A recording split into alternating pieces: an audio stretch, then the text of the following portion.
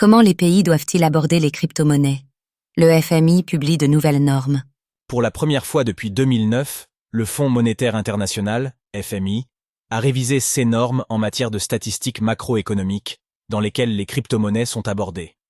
En quoi ces directives consistent-elles?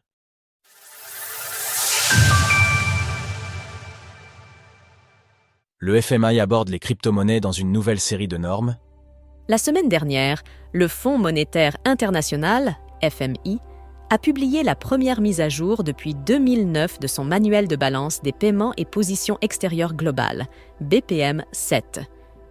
Derrière ce terme obscur, nous retrouvons une série de normes donnant au gouvernement les bonnes pratiques pour établir les différentes statistiques relatives à leur économie. Dans ce long document de plus de 1000 pages, les crypto-monnaies sont ainsi traitées. Cette classe d'actifs étant particulièrement vaste, tous les crypto-actifs ne sont logiquement pas logés à la même enseigne.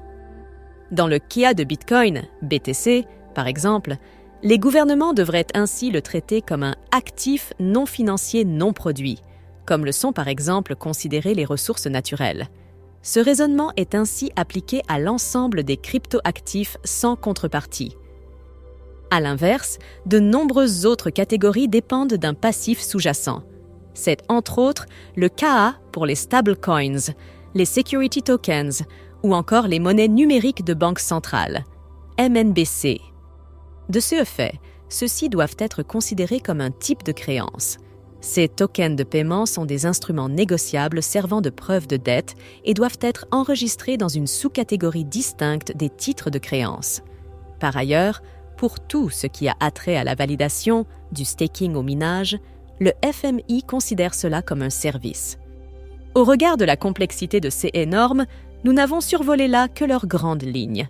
Prochainement, l'institution va publier une compilation de conseils sur les crypto-actifs qui devrait éclaircir les différents sujets abordés.